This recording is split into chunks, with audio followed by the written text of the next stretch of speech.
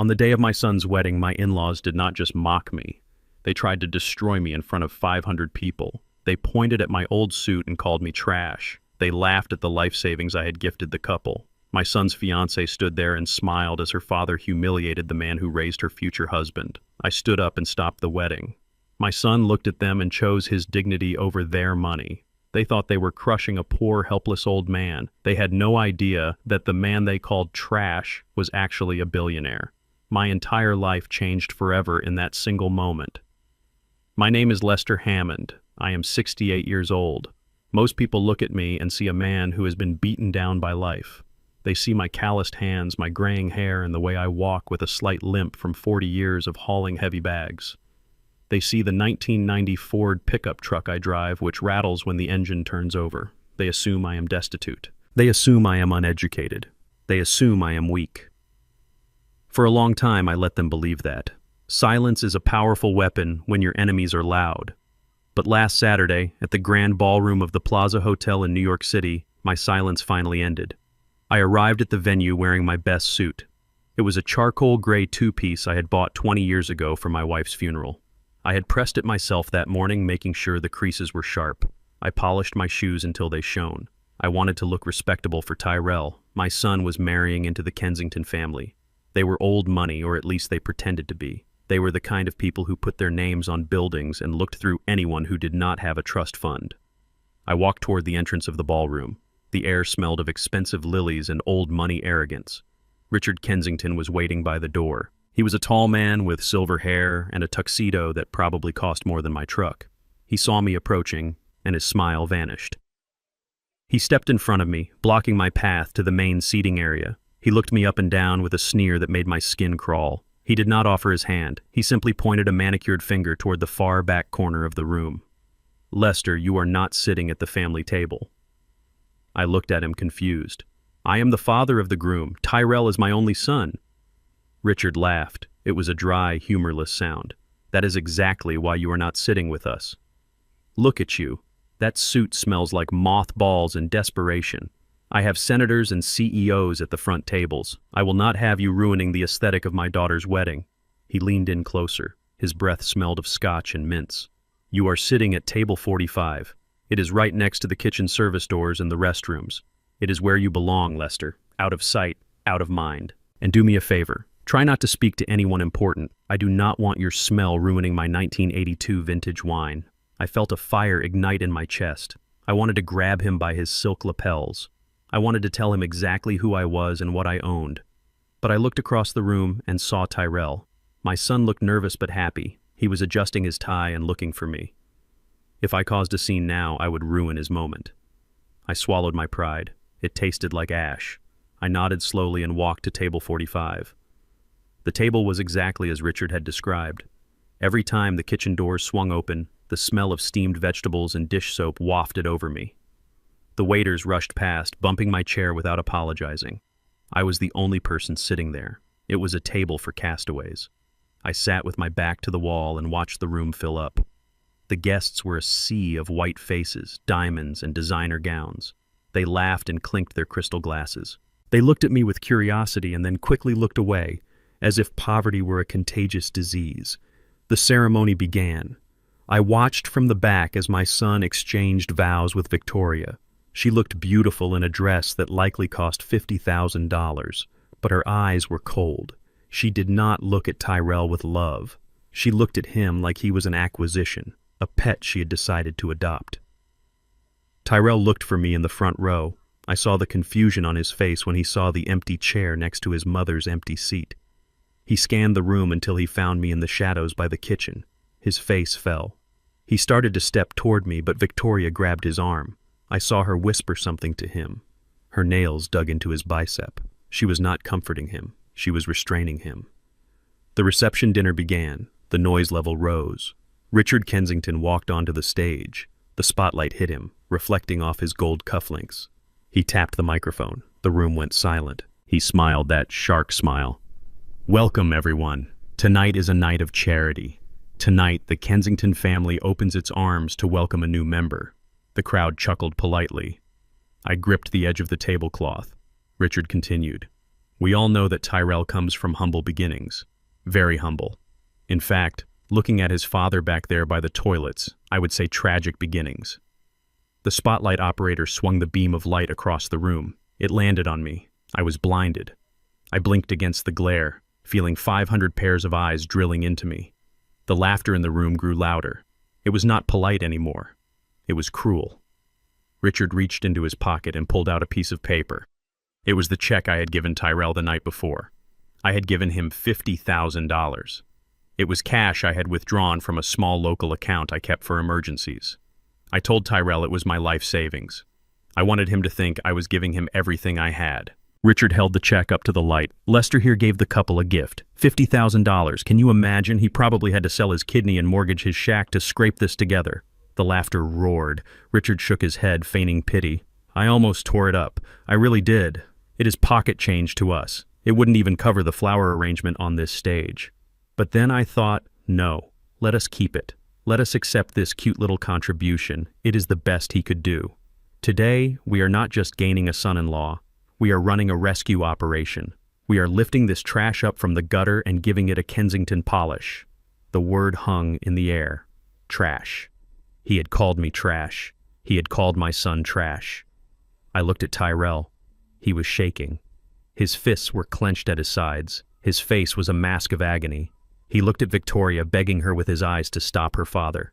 He needed her to stand up for him. He needed her to say that his father was a good man. He needed her to show even an ounce of respect. Victoria did not stand up. She did not take the microphone. She covered her mouth with her hand and giggled. She laughed along with them. That laughter broke my son. I saw the light go out in his eyes. The illusion of love he had been living in shattered instantly. He looked at her, really looked at her, for the first time. He saw the cruelty behind the makeup. He saw the predator behind the smile. Then he looked at me. I was still sitting in the blinding spotlight. I did not look away. I did not hang my head. I sat up straight. I locked eyes with my son. I gave him a single, slow nod. It was a command.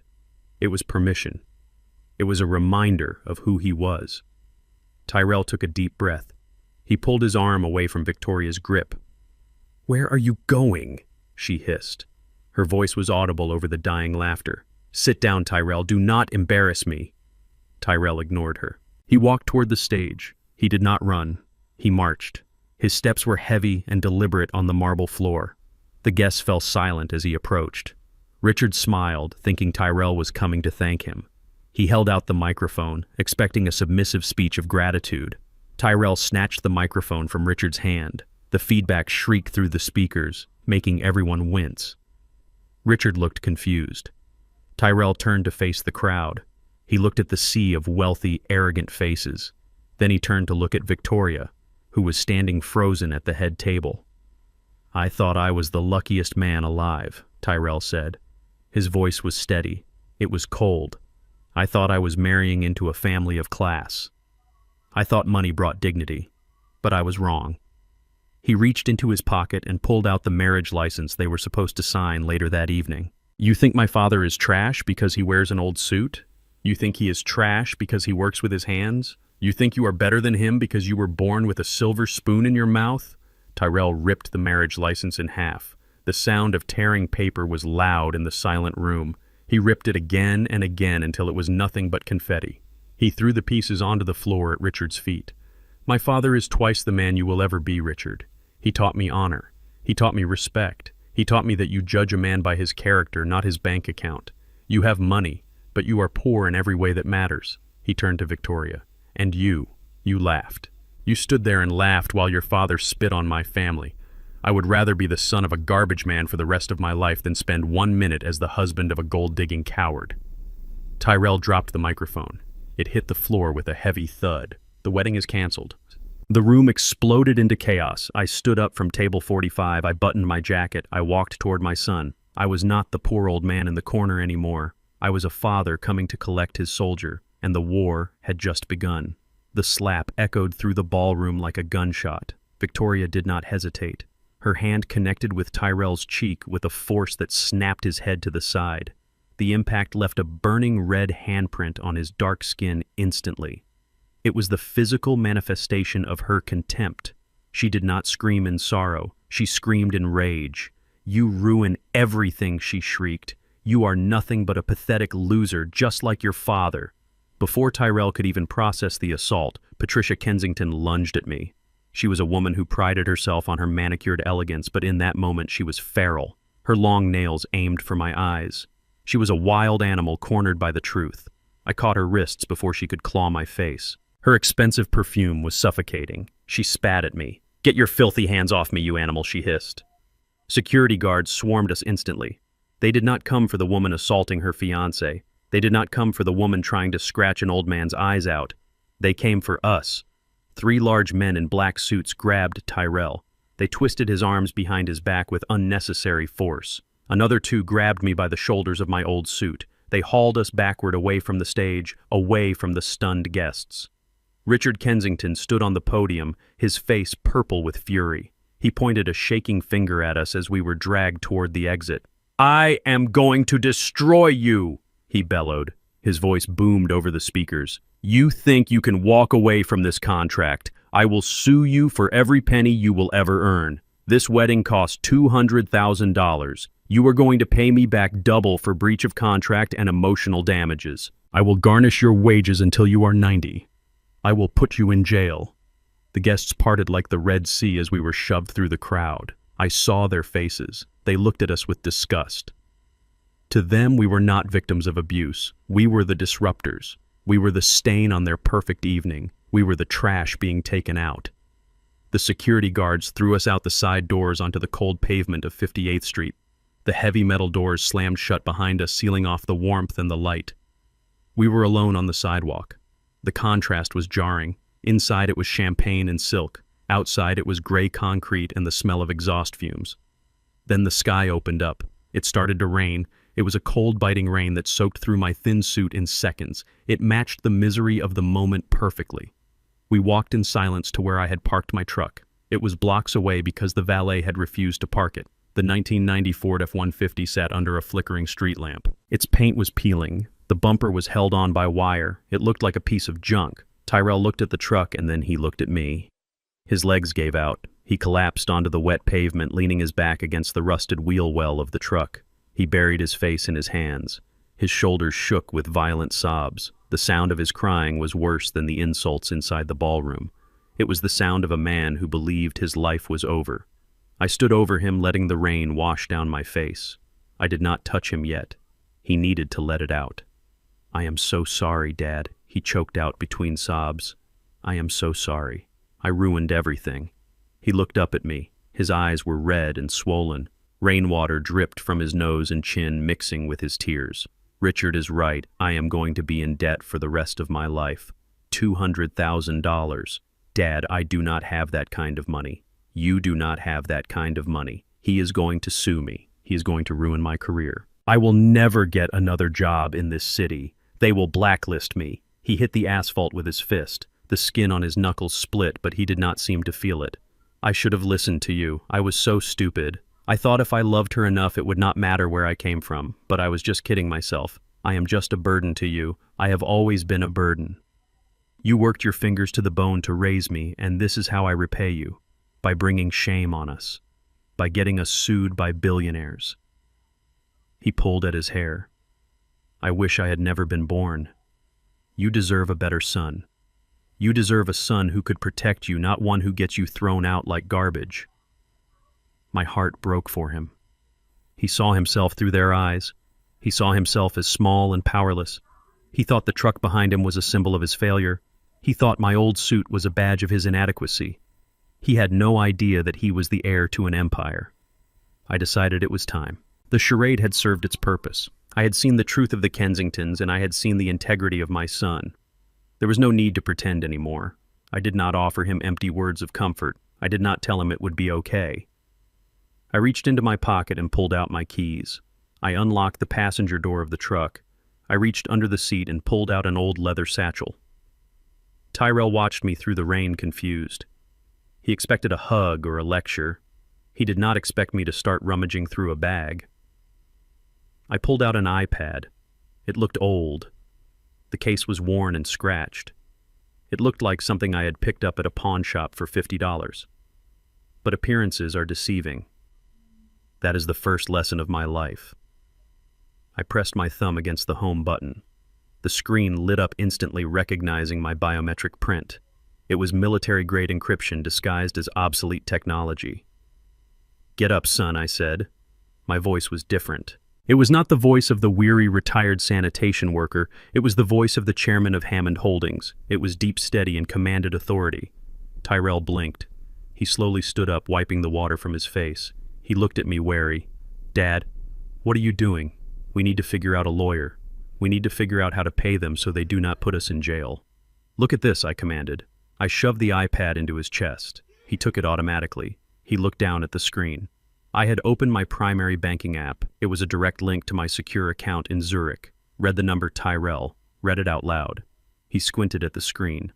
The rain droplets distorted the text, but the numbers were big and green. 1,200,000, he started. Then he stopped. He blinked. He wiped the screen with his wet sleeve. He looked closer. "Dad, is this a glitch?" "Read the number," I repeated. 1,200,000,000, $450,000. He looked up at me. His mouth hung open. He looked back at the screen. He tapped it, thinking it was a screenshot or a fake app. It responded to his touch, showing the live transaction history. Inflows of millions of dollars from waste management contracts across 3 states. Dividends from recycling patents. Real estate yields. "This is real," he whispered. "Dad, whose money is this?" "It is mine," I said, "which means it is yours." He shook his head, backing away from me until he hit the side of the truck again. "I do not understand. You were a garbage man. You worked double shifts. We ate beans and rice. You drive this truck. Dad, you count coupons at the grocery store." I stepped closer to him. I placed my hands on his shoulders. I felt him trembling. "I was never just a garbage man, Tyrell. I was an observer. I saw what people threw away. I saw value where others saw waste. 40 years ago, I started buying the landfills I worked on. I bought the trucks. I developed the recycling technology that every major city on the East Coast uses today. I built an empire on the things people like Richard Kensington refuse to look at." I gestured to the city skyline glowing in the distance. "I own the company that picks up the trash from the Plaza Hotel. I own the land underneath the Kensington Logistics Warehouse in New Jersey. I own the debt on the building Richard lives in." Tyrell stared at me. The fear in his eyes was replaced by shock and then slowly a dawning realization. "You are a billionaire." "I am." "Why?" he asked, his voice cracking. "Why did you live like this? Why did you let me believe we were poor?"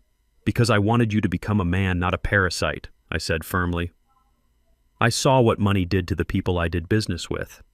I saw their children turn into soft, entitled creatures like Victoria. I wanted you to build your own character. I wanted you to know the value of $1. I wanted you to know how to work. And tonight you proved that you learned those lessons. You stood up to them, not because you had a safety net, but because you had honor. That is worth more than the $1 billion on that screen." I took the iPad back from him and tossed it onto the seat of the truck. "Now wipe your face. Stop crying. We do not have time for tears." But Richard Tyrell stammered. He said he would sue us. He said he would destroy me. I laughed. It was a cold, hard sound. Richard Kensington is a man standing on a trap door, and I am the one holding the lever. He wants to talk about destroying people. He has no idea who he just declared war on. He thinks he is a shark because he swims in a pool. He just jumped into the ocean with a megalodon. I opened the driver's side door. The hinges creaked. "Get in the truck, Tyrell. We are going home. We are going to the bunker. I have a lawyer waiting for us. His name is Goldberg, and he has been waiting 20 years for me to give the order to eat someone alive." Tyrell stood there for a second longer, looking at the luxury hotel and then looking at me. He straightened his spine. He wiped the last of the tears from his eyes. The despair was gone. In its place was a spark of anger and a spark of hope. He walked around the truck and climbed in. I started the engine. It roared to life with a cough and a sputter. To anyone watching, it was just 2 poor men driving away in a piece of junk. They did not know that inside that cabin, the board of directors of Hammond Holdings had just called an emergency meeting. I pulled out into traffic. The rain was coming down harder now, washing the grime off the city streets. "I do not pick up trash anymore, son," I said, staring straight ahead at the road. I own the people who make it, and tonight we are going hunting. We drove in silence to the edge of town where the pavement turns to gravel. My house sat on a small, overgrown lot surrounded by trees that blocked the view from the road. It was a small wooden shack with peeling white paint and a porch that leaned dangerously to the left. To the outside world, it was the home of a man who barely scraped by. To Tyrell, it was the only home he had ever known, the place where we ate canned soup when times were tough. He looked at the house and then at me with confusion still clouding his eyes. He did not understand why a billionaire would choose to live in a place where the wind whistled through the cracks in the walls. I parked the truck and signaled for him to follow me. We walked inside. The air smelled of old paper and dust. I led him to the master bedroom. In the corner stood a heavy oak wardrobe that had belonged to my grandmother. It was filled with old moth-eaten coats. Tyrell watched as I pushed the coats aside and placed my hand against the back panel of the wood. A hidden scanner read my palm print. There was a low mechanical hum, and the heavy wardrobe swung outward on silent hydraulic hinges. Behind the wood was a door of reinforced steel. I typed a code into the keypad. The door hissed open, revealing a staircase bathed in cool blue light. "Welcome to the real headquarters of Hammond Holdings," I said. We descended the stairs. The air here was filtered and cool. The room below the shack was a fortress. It was lined with servers and monitors displaying live feeds from waste processing plants across the eastern seaboard. Maps glowed on the walls showing shipping routes and logistics networks. Sitting at a glass desk in the center of the room was a man who looked like he had been carved out of granite.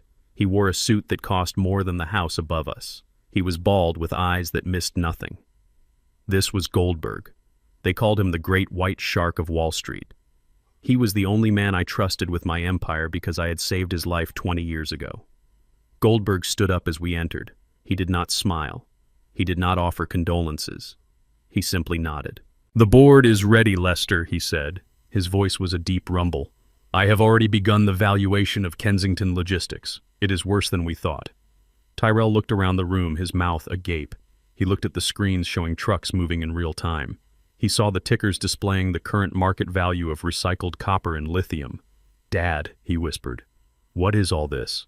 "This is the business, son," I replied, walking over to the main console. "You think waste is just trash bags on a curb. Waste is energy. Waste is raw materials. Hammond Holdings controls 60% of the industrial waste disposal market on the East Coast. Every time a hospital throws away a syringe, every time a factory dumps sludge, every time a building is demolished, I get paid.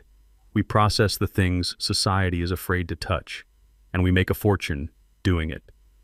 I turned to Goldberg. "Update me." Goldberg tapped a key, and a file appeared on the huge main screen. "Richard Kensington is overleveraged. He bet heavily on cryptocurrency and lost. He has taken out high-interest loans to cover payroll. His creditors are circling. He needed this marriage to merge his logistics network with the tech patents your son holds. Without Tyrell, he is dead in the water." Before I could respond, Tyrell's phone began to vibrate violently in his pocket. It buzzed once, then twice, then a dozen times in rapid succession. It sounded like an alarm. Tyrell pulled it out. His face went pale as he read the screen. "It is an email from my boss," he said, his voice trembling. "I have been fired. Effective immediately. They are citing a violation of the morality clause in my contract." He looked up at me with panic rising in his eyes. "Richard sits on the board of that company. He made them fire me." Another notification chimed. It was an urgent email from a law firm. Tyrell opened it, and his knees almost gave way. "It is a summons, Dad. They are suing me. They are suing me for $5 million for emotional distress and reputational damage to the Kensington family. $5 million. I will go to prison. I will never work again." The phone buzzed again. This time it was a text message. Tyrell looked at it and dropped the phone on the desk as if it had burned him. He backed away, breathing hard. "Read it," I commanded. "I cannot," he choked out. Goldberg picked up the phone. He read the message aloud, his voice devoid of emotion. "It is from Victoria. It says transfer $500,000 to this account within the hour, or I release the private video we made last month. I will post it on every social media platform. I will send it to your future employers. I will ruin you." Tyrell collapsed into one of the leather chairs. He put his head between his knees, hyperventilating. "I have to go," he gasped. "I have to run. I can go to Canada. I can disappear. Dad, give me some cash. I cannot stay here. They are going to destroy me. They have power. They have lawyers. I am just a nobody. He stood up and started moving toward the stairs, his eyes wild with fear. He was broken. He was exactly where Richard and Victoria wanted him to be, terrified and running. I moved faster than a man my age should move. I intercepted him at the base of the stairs. I grabbed him by the lapels of his soaking wet jacket. "Look at me," I shouted. He tried to pull away. "I have to go. Dad, let me go." I slapped him. It was not a hard slap, but it was sharp. It was enough to snap him out of his panic. The sound echoed off the steel walls of the bunker. "Stop it," I ordered. "Stop acting like a victim. Stop acting like a poor man." I shoved him back toward the desk. "You are running from paper tigers, Tyrell. You are running from people who are drowning and trying to use you as a life raft. You want to run away. That is what the old Tyrell would do. That is what the garbage man's son would do. But you are not that man anymore." I walked over to the main screen and pointed at the financial data Goldberg had pulled up. Richard Kensington thinks he has power because he can fire you. He thinks he has power because he can sue you. But power is not about making noise. Power is about ownership. And right now, I have enough liquid capital in this room to buy his entire life 10 times over. I turned to Goldberg. "How much debt is Kensington Logistics carrying?" $50 million in secured loans, Goldberg replied, and another $10 million in high-risk unsecured credit. "Who holds the paper on the secured loans?" "First Citibank," Goldberg said. I looked at Tyrell. "Watch this, son. Watch how the world really works." I looked back at Goldberg. "Call the chairman of First City. Tell him Hammond Holdings wants to buy the entire Kensington debt portfolio. Offer him 100 cents on the dollar if he closes the deal tonight. Tell him we want the mortgage on Richard's mansion included in the package. We want the loans on his cars. We want the lien on his office building. We want everything." Goldberg allowed a rare, thin smile to cross his lips. "That will make us his only creditor. We will have the right to call in the loans immediately due to the breach of contract clause regarding financial stability." "Do it," I said. But Dad, Tyrell stammered. "That will cost millions. Why would you spend that much money on trash?" "Because I am a sanitation expert," I said coldly. "And when you find toxic waste, you do not run from it. You contain it, you neutralize it, and then you bury it." I walked over to Tyrell and handed him his phone back. "Delete the text from Victoria. Do not reply. Do not block her. Let her think you are scared. Let her think she has won. Silence is the loudest noise you can make right now." Goldberg was already on the phone speaking in rapid-fire legal terms, initiating the transfer of funds. The printers in the corner of the room whirred to life, spitting out contracts and acquisition forms. I poured 2 glasses of cheap whiskey from a bottle I kept in the desk drawer. I handed one to Tyrell. "Drink this," I said. "You are going to need it." Tyrell took the glass. His hands were still shaking, but he was standing tall. "What happens now?" he asked. "Now we wait," I said, taking a sip of the burning liquid. "We wait for the sun to come up. By the time Richard Kensington pours his morning coffee, he will not own the cup he is drinking from. He will not own the chair he is sitting in. He will be living in my house, and he will not even know it yet." I looked at the screens at the empire I had built from the refuse of others. They wanted to play a game of class, I said, my voice low and dangerous. They wanted to treat people like commodities. Fine, I just bought them. Tomorrow, we go to collect. I left Tyrell in the safety of the bunker, surrounded by screens and the comforting hum of servers. He wanted to come with me, but I refused. He was too raw, too emotional. He would have broken character. I needed to be alone for this performance. I needed to be the Lester Hammond they thought they knew. I went to the closet in the hallway of the shack and pulled out my old work uniform. It was a neon orange jumpsuit stained with grease and oil and things I preferred not to identify. It had hung there for years, a relic of a past life, but tonight it was my costume. It was my armor. I put it on over my clothes. It smelled of stale sweat and landfill gas. Perfect. I drove the battered Ford to the Kensington estate in Upper Saddle River. The rain had turned into a steady, freezing drizzle. The house sat on 5 acres of manicured lawn behind wrought iron gates that were twice the height of my truck. It looked like a fortress built to keep reality out. I pressed the intercom button. The camera lens stared down at me like a mechanical eye. "It is Lester Hammond," I said into the speaker. My voice was low and trembling. "I want to apologize. Please do not put my son in jail." The speaker crackled. Richard Kensington's voice came through, dripping with amusement. Well, well, the garbage man has come to beg. Please, Mr. Kensington, I pleaded. I just want to talk. Wait there, Richard said. I waited. I stood by the gate in the rain. 10 minutes passed, then 20, then an hour. The water soaked through the orange canvas of my jumpsuit. It ran down my neck and into my boots. My shivering was not entirely an act. The cold was biting, but the fire in my belly kept me warm. I knew exactly what he was doing. He was asserting dominance. He was letting the dog wait outside until the master was ready. I stood there staring at the house, memorizing the layout, counting the security cameras, noting the arrogance of a man who makes an enemy wait in the cold. 2 hours passed before the gate buzzed. It did not open fully. Just a small service door to the side clicked unlocked. Come to the back door, the voice on the intercom ordered. Do not you dare track mud into my foyer. I walked up the long driveway, my boots squelching on the wet asphalt. I walked past the 4-car garage, past the fountain that cost more than my first house. I walked around to the service entrance near the kitchen. Richard was waiting there. He was wearing a cashmere sweater and holding a glass of amber liquid. He looked warm. He looked comfortable. He looked at me with a mixture of disgust and delight. You look like a drowned rat. Lester, he sneered. Appropriate. He stepped back and allowed me into the mudroom. It was larger than my living room, lined with custom cabinetry and marble floors. Take off those boots, he commanded. I obeyed. I struggled with the laces, my hands shaking. I placed the muddy boots by the door. I stood there in my wet socks, head bowed, shoulders slumped. I am sorry about the wedding, Mr. Kensington, I stammered. Tyrell is not himself. He is stressed. Please do not sue him. He has nothing. I have nothing. Richard laughed. He gestured for me to follow him. We walked into a massive kitchen with gleaming white countertops and stainless steel appliances that looked like they had never been used. Sitting in a velvet armchair by the bay window was Patricia. She was filing her nails. She did not look up when I entered. Patty, look who decided to visit, Richard said. Patricia looked up. Her eyes narrowed. She looked at the puddle of water forming around my feet. He is dripping on the marble.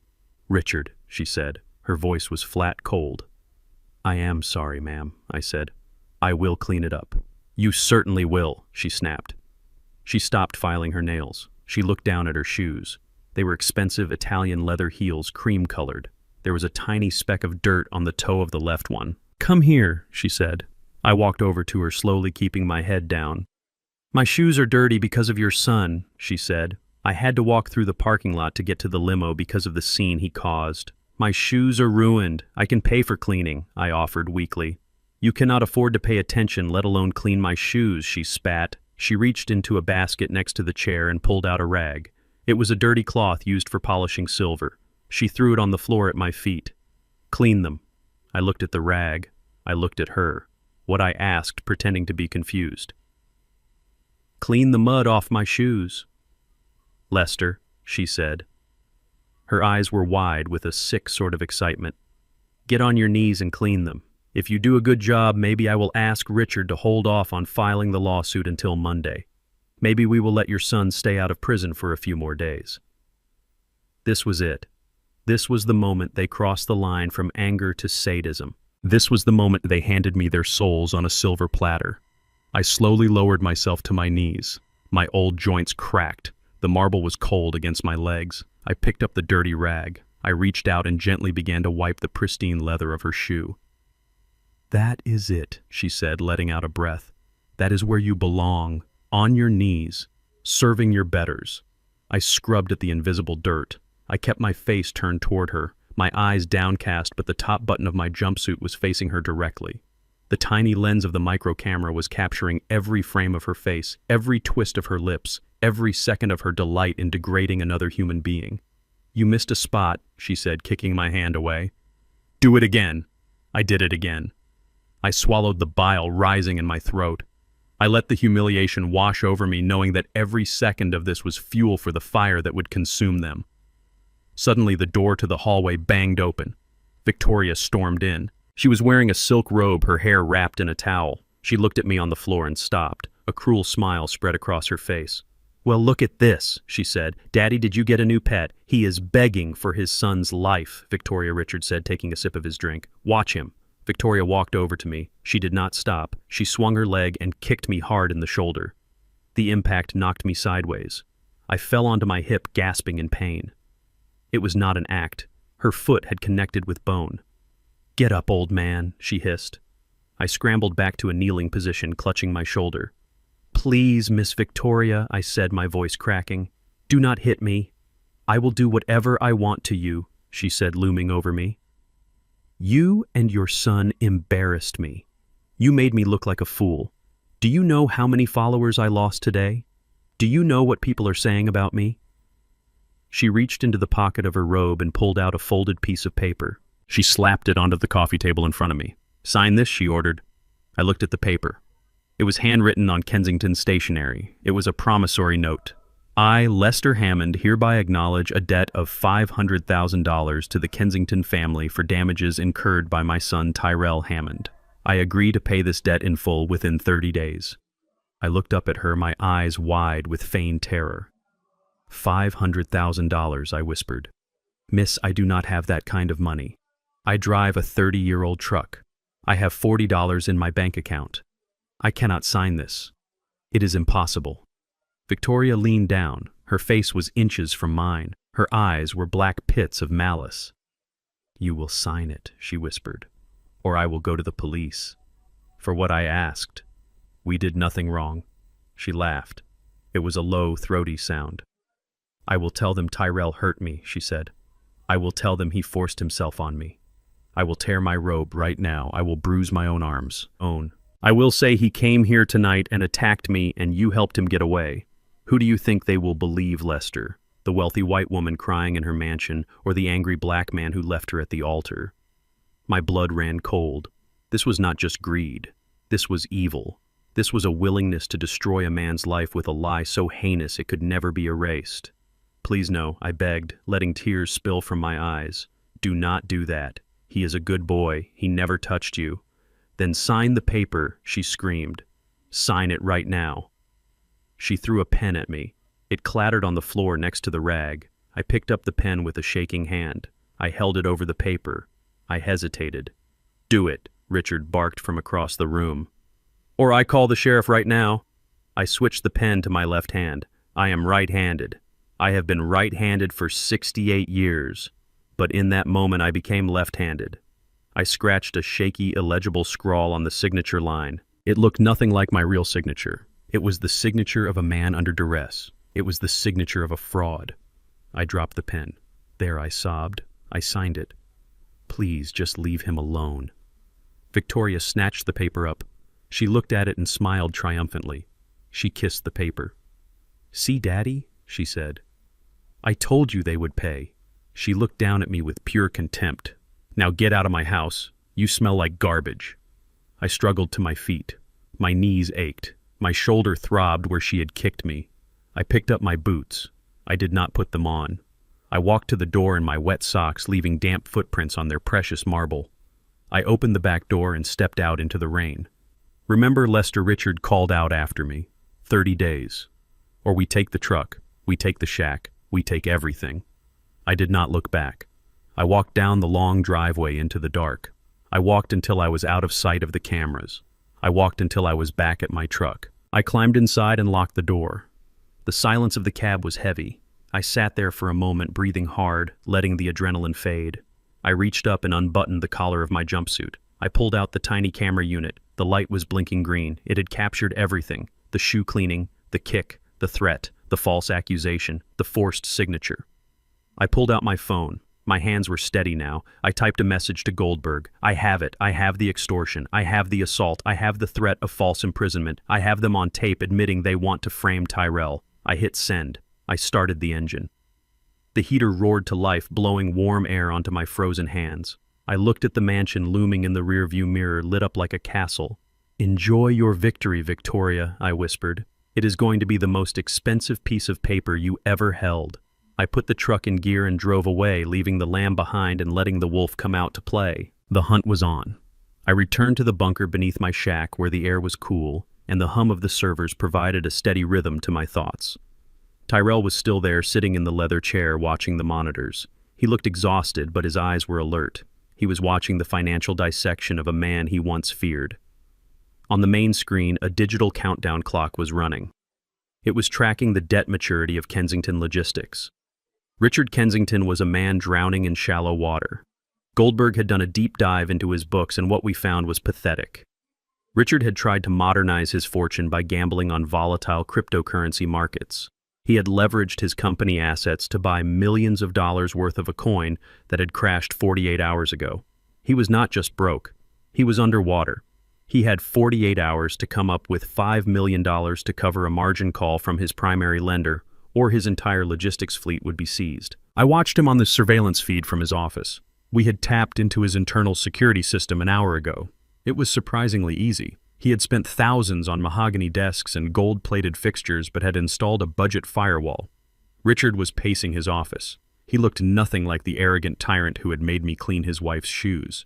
His tie was loosened. His hair was disheveled. He was sweating through his silk shirt. He was making call after call. I could hear his voice through the speakers. It was high-pitched and desperate. "Come on, George," he shouted into the phone. "We go way back. I just need a bridge loan. $5 million. I will pay you back next month. No, do not hang up on me. George." He slammed the phone down. He poured himself another drink. His hands were shaking so badly the crystal decanter rattled against the glass. He was watching his legacy evaporate. He knew that if he lost the company, he lost everything. His social standing, his country club membership, his identity. I looked at Goldberg. "Is Smith ready?" Goldberg nodded.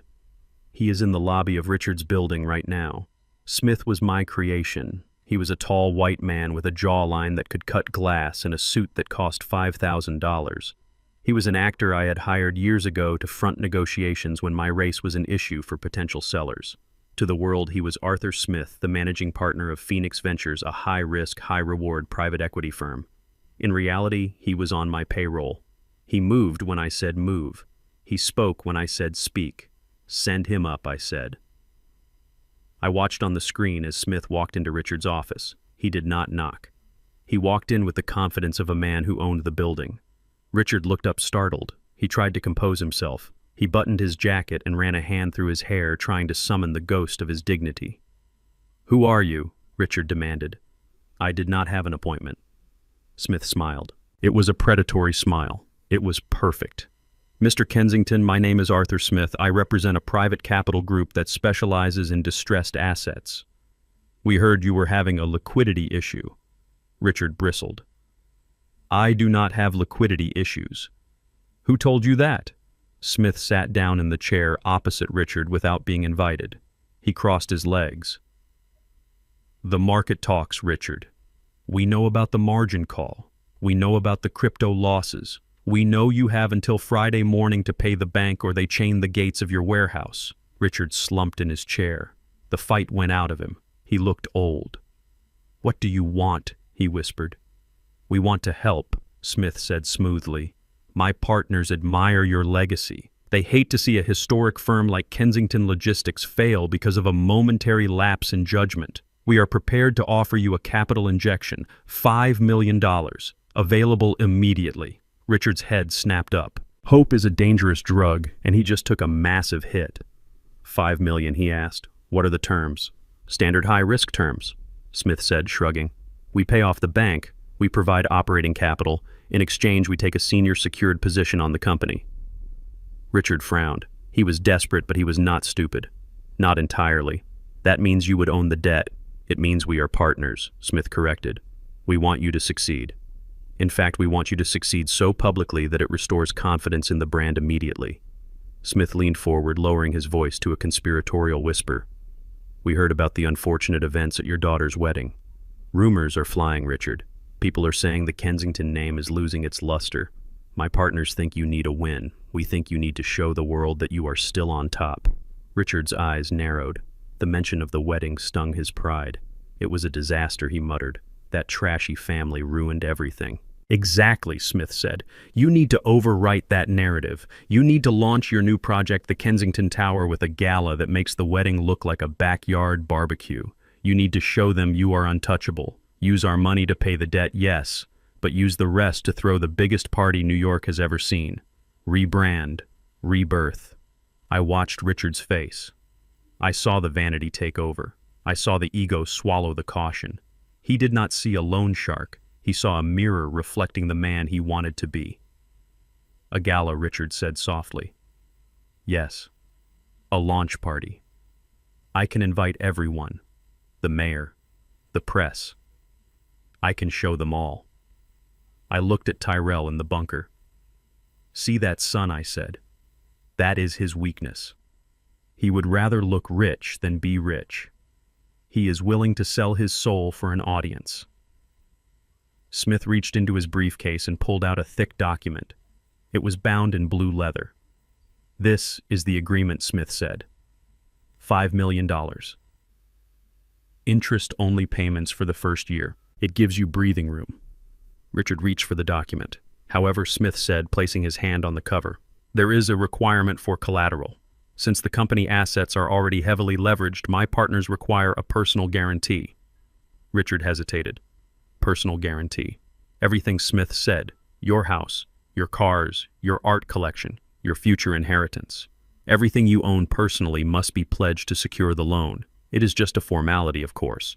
As long as you make the payments, your assets are safe. Richard looked around his office.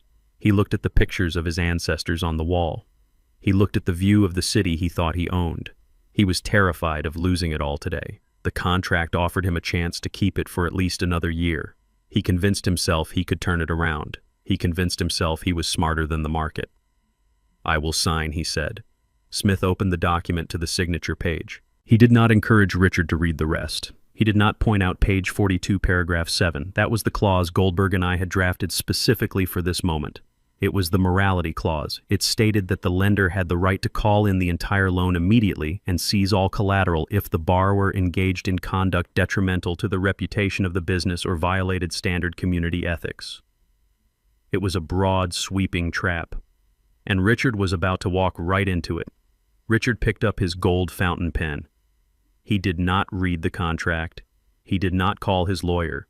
He was too ashamed to let his lawyer know how deep in the hole he was. He just wanted the money. He wanted the relief. He wanted the party. He signed his name with a flourish. Richard Kensington. Smith signed below him. He pulled a check from his jacket pocket. It was a cashier's check for $5 million. He slid it across the desk. Congratulations, Richard, Smith said. You are back in the game. Richard stared at the check. He looked like he wanted to kiss it. Thank you, he said, his voice thick with emotion. You have no idea what this means. Smith stood up and buttoned his jacket. Oh, I think I do, Smith said. We will be watching your success closely. Good day, Mr. Kensington. Smith walked out. Richard immediately picked up his phone. He did not call the bank to pay his debt. He called his event planner. Get me the plaza, he barked into the phone. No bigger. Get me the Metropolitan Hall. I want a gala in 3 days. The theme is gold. Everything gold. I want the best champagne. I want the press. Richard Kensington is back.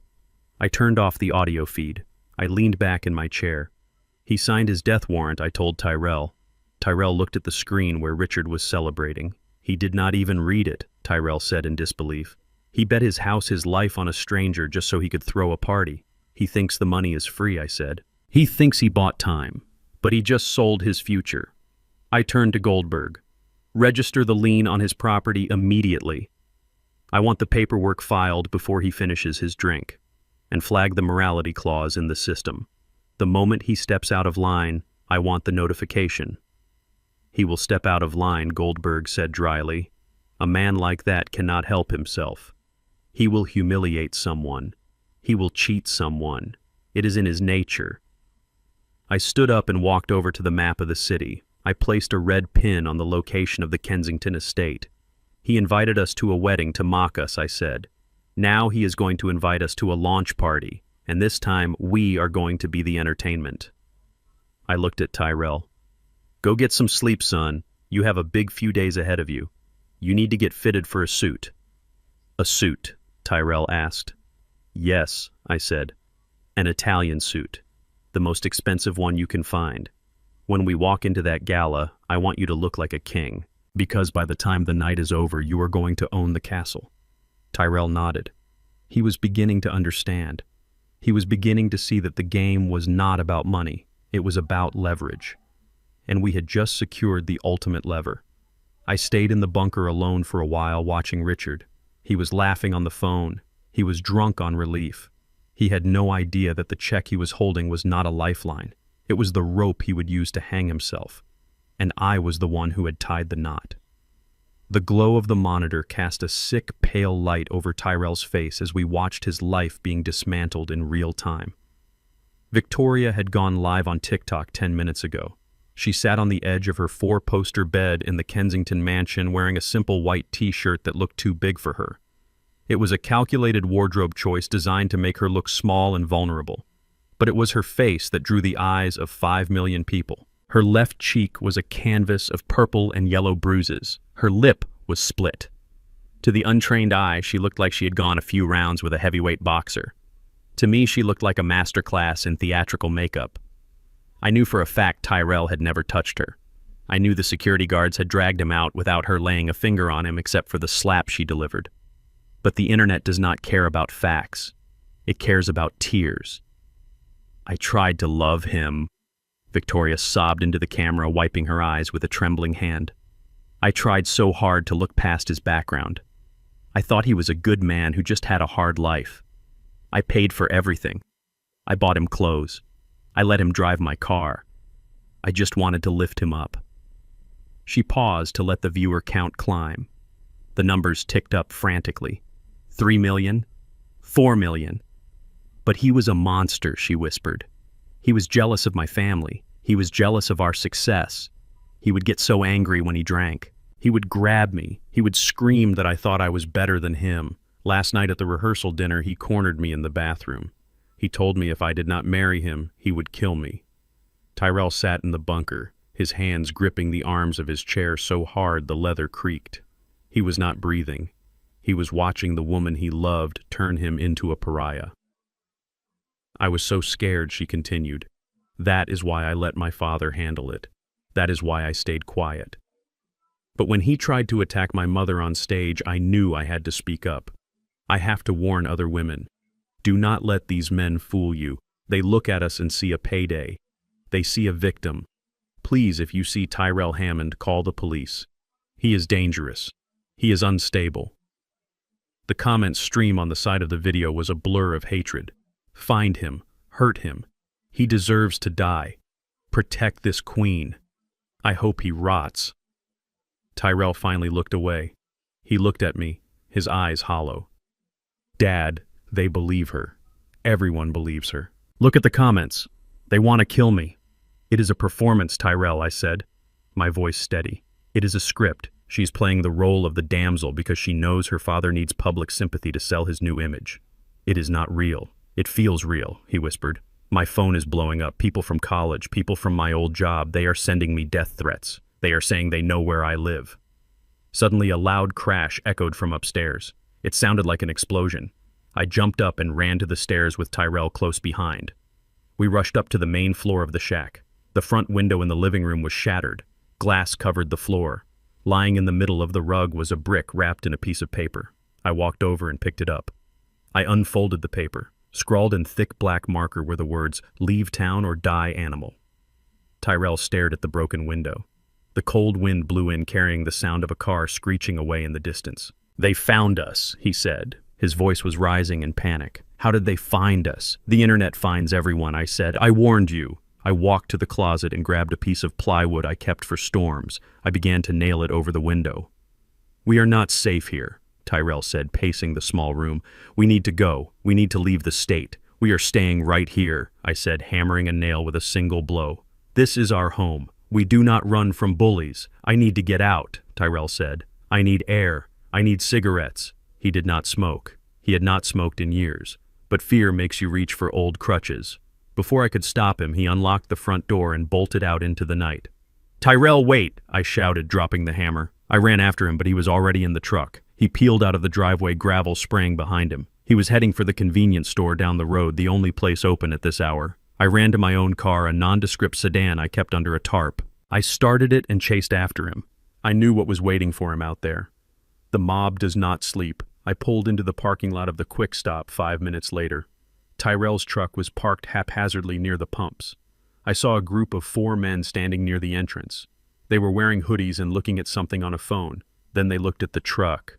I saw Tyrell walk out of the store. He had a pack of cigarettes in his hand. He looked small. He looked defeated. One of the men pointed at him. "That is him," he shouted. "That is the guy from the video." They rushed him. It happened so fast. One of them punched Tyrell in the back of the head. He went down hard, hitting the pavement face first. They started kicking him. They were screaming obscenities, calling him every name in the book. They were not fighting him. They were punishing him. I did not think. I did not plan.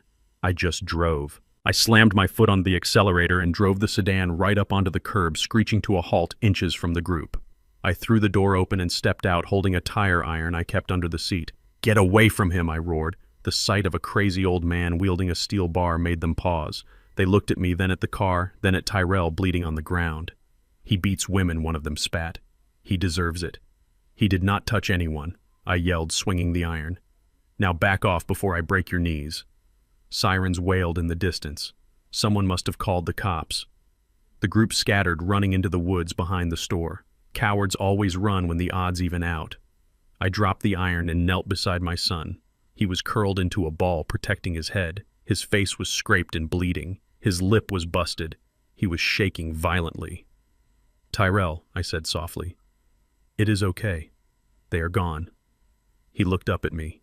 His eyes were swollen. There was no fight left in him, just a deep, dark pit of despair. "Let me die, Dad," he whispered through his split lip. "Just let them kill me. It is better than this. I cannot do it. I cannot fight the whole world. I am tired. I just want it to stop." I pulled him up. He was heavy, dead weight. I dragged him to the sedan and shoved him into the passenger seat. I drove us back to the shack in silence. I took him downstairs to the bunker. I cleaned his wounds with the first aid kit we kept for emergencies. I stitched the cut on his eyebrow myself. My hands were steady. His were not. He sat there staring at the floor. "I am going to kill myself," he said. It was not a threat. It was a statement of fact. I have nothing left. No job, no reputation, no wife. And now I am a danger to you. If I am dead, they will leave you alone. I grabbed his face with both hands, forcing him to look at me. "You are not going to die," I said, my voice hard as flint. "You are going to live. You are going to live to see them beg. You think this is the end. This is just the second act. They threw a punch. Fine. Now we know they can hit, but they do not know we have a knife." The computer on the desk chirped. A secure file transfer had just completed. It was from the private investigator we had hired to look into Victoria. I walked over to the computer and opened the file. I scanned the first page, then the second. A slow, cold smile spread across my face. "Tyrell," I said. "Come here." He did not move. "Come here," I commanded. He dragged himself out of the chair and walked over to the desk. He looked at the screen with one eye swollen shut. "What is it?" he mumbled. "It is her resume," I said. "Her real resume." The document was a dossier from the Florida State Police. It featured a mugshot of a woman who looked exactly like Victoria, but with blonde hair and bad makeup. The name under the photo was not Victoria Kensington, it was Vicky Velez, alias Vicky the Vamp, I read aloud. Wanted for 3 counts of insurance fraud in Miami, 2 counts of bigamy in Texas. She marries immigrants with criminal records to get them green cards, then blackmails them for cash. She has open warrants in 3 states. I scrolled down. There were photos of her previous weddings. In one she was marrying a Russian mobster, in another a cartel enforcer. She was a professional predator.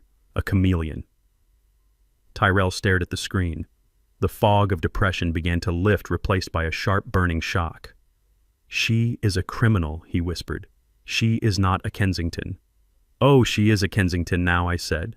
"Richard probably legally adopted her or forged her papers to cover her tracks. He needed a pretty face to lure you in, and she needed a new identity to hide from the law.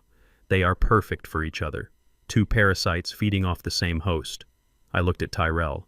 "She went on the internet and told 5 million people you were a monster. She used her fake name and her fake tears to destroy you. But she forgot one thing. When you live a lie, you always leave a trail." I printed the file. The pages were warm in my hand. "This is not just dirt, son. This is a nuclear bomb. She's a fugitive. If the police find out where she is, she goes to federal prison for 10 years minimum." Tyrell touched his swollen lip. He looked at the mugshot of the woman who had slapped him, the woman who had ruined him. "She beat me up," he said. "She lied about me." "Yes," I said, and now we own her. I handed him the file. Keep this. Memorize it. When we walk into that gala on Saturday, you are not going to be the victim. You are going to be the prosecutor. You are going to look her in the eye, and you are going to watch her soul leave her body. Tyrell took the file. His hands stopped shaking. He looked at the photo of Vicky the Vamp. He looked at the list of her crimes. He took a deep breath. "Okay, Dad," he said. "Let us go hunting." I nodded. The brick through the window, the beating at the store, the live stream, it was all noise, it was all distraction. We had the signal, we had the truth, and the truth is the only weapon that never runs out of ammo. I poured us another drink. To Vicky, I said, raising my glass, "Our almost daughter-in-law, she really is talented. It is a shame she picked the wrong family to scam." We drank.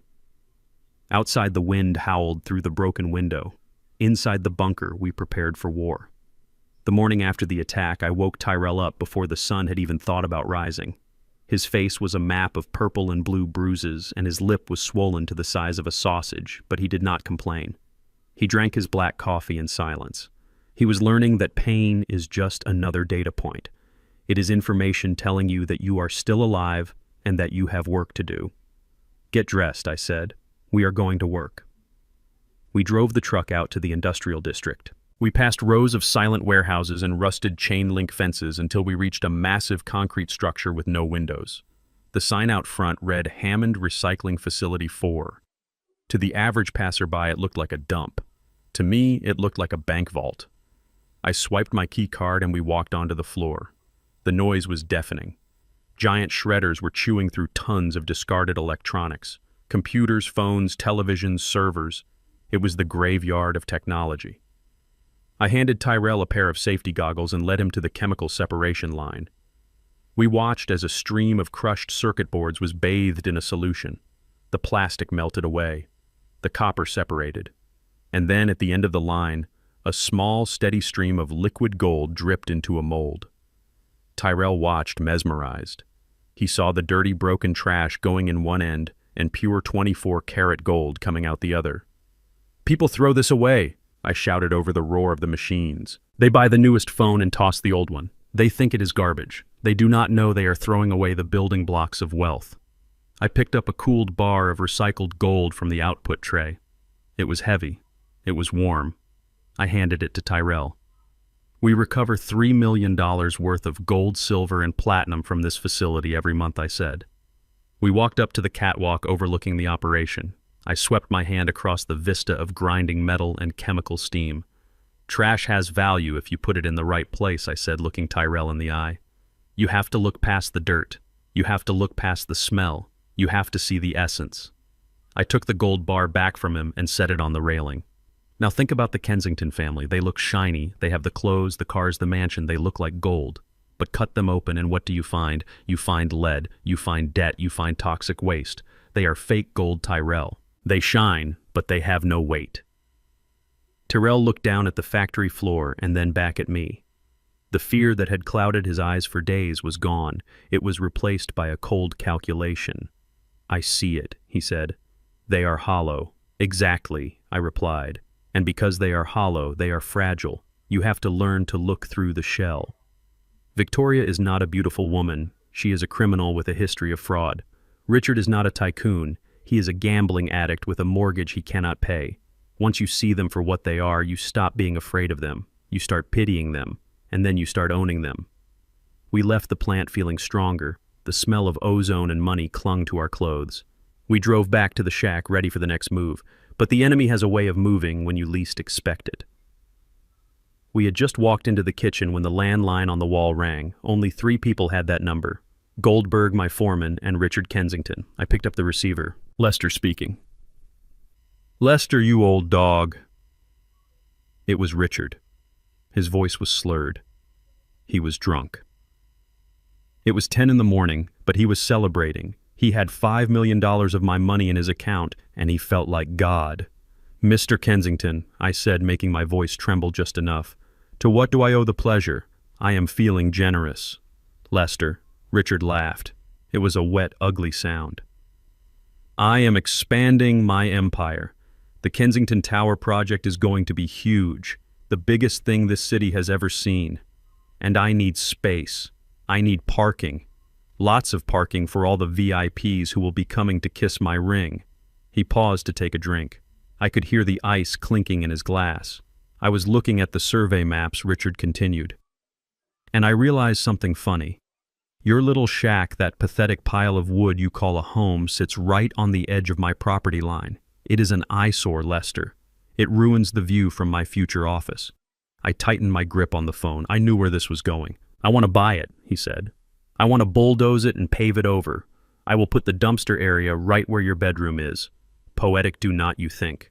I looked at Tyrell. He was watching me intently. I put the phone on speaker so he could hear. "Mr. Kensington, this is my home," I said. "It is all I have. Everything has a price," Richard said. "And I am offering you a fair one. $5,000. $5,000. The land alone was worth $500,000 in this market. The insults just kept coming. $5,000, I stammered. "Sir, I cannot buy a tent for $5,000. I have nowhere to go. Not my problem." Richard snapped, his mood shifting instantly from jovial to threatening. "Take the $5,000, Lester. Take it and buy a bus ticket to somewhere far away. Because if you do not, I will make your life hell." He lowered his voice. "I have friends at City Hall, Lester. I have lunch with the zoning commissioner. All I have to do is make one phone call and your house gets condemned. They will find code violations you never heard of. They will declare it unsafe. They will evict you and you will get nothing. Zero. So be a smart garbage man. Take the cash." He was bluffing about his influence. I owned the debt on the zoning commissioner's vacation home. But Richard did not know that. He thought he was the king of the world because he had a checkbook again. "Please, sir," I begged. "Give me time to think." "You have 1 hour," he shouted. "I am sending a courier with the contract. Sign it or I call the bulldozers." He hung up. The dial tone hummed in the quiet kitchen. Tyrell looked at me. He was furious. $5,000, he spat. "He wants to pave over our home. Dad, tell me we are not going to do this." I smiled. It was the smile of a hunter who just heard the trap snap shut. "We are going to do exactly what he wants," I said. I called Goldberg. "Richard wants the land," I said. "He is sending a contract. $5,000, let him have it," Goldberg said, instantly understanding the play. But I added, "I need you to draft an addendum, a rider to the contract. Richard is drunk and arrogant. He will not read the fine print. He just wants the deed." "What is the clause?" Goldberg asked. "The reversionary interest clause," I said.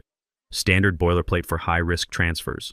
If the buyer declares bankruptcy, faces criminal charges, or fails to develop the land within 6 months, the title reverts to the original owner." "And the improvements?" Goldberg asked. "Everything," I said. "If the title reverts, the owner keeps the land and any structures or improvements made to it at no cost."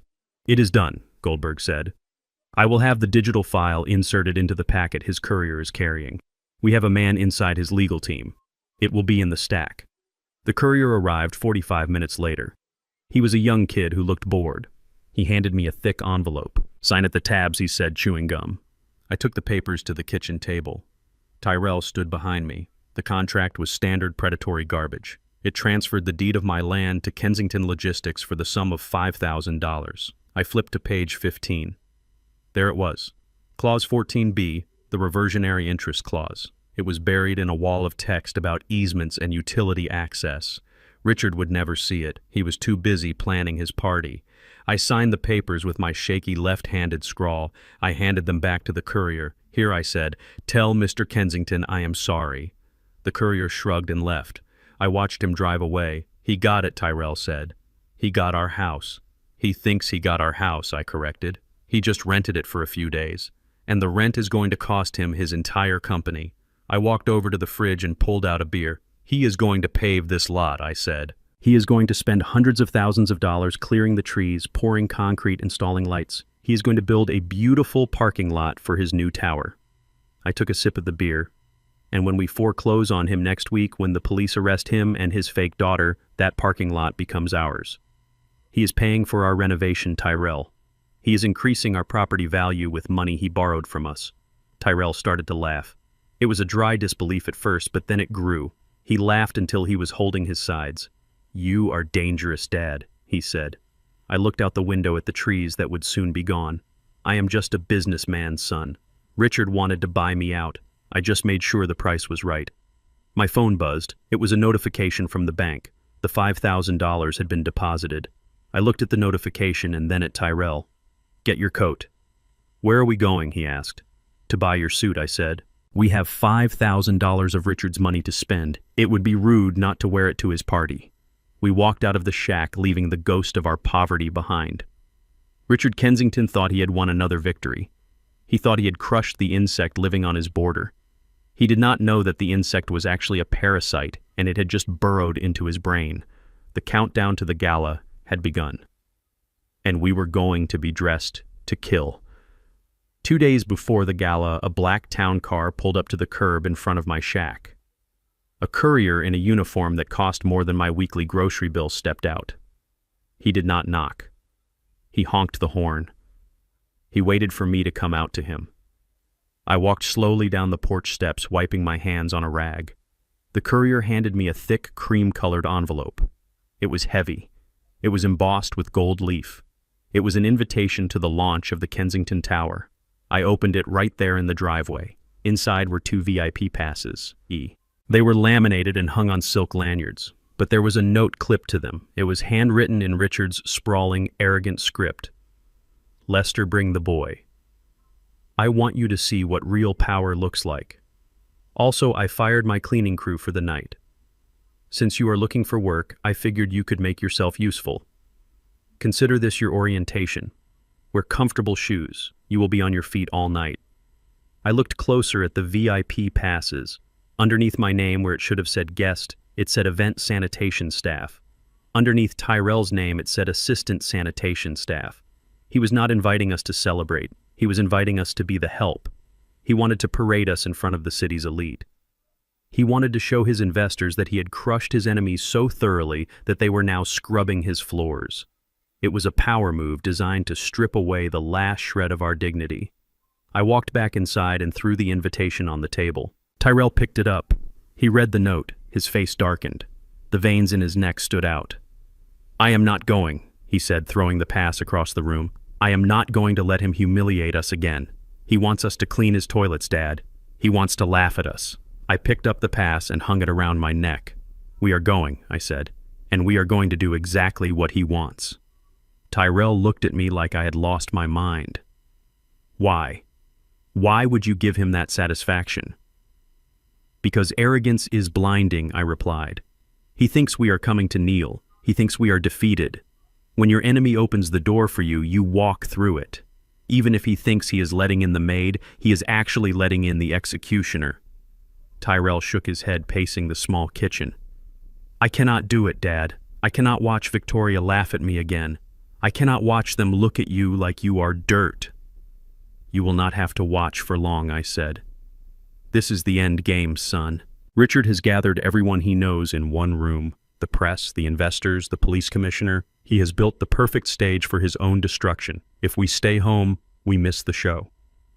I opened the refrigerator and took out the $5,000 in cash Richard had paid for my land. I tossed the stack of bills to Tyrell. "Take this. Go to the city. Go to the tailor on 5th Avenue, the one who only takes appointments. Tell him Lester sent you." Tyrell looked at the money.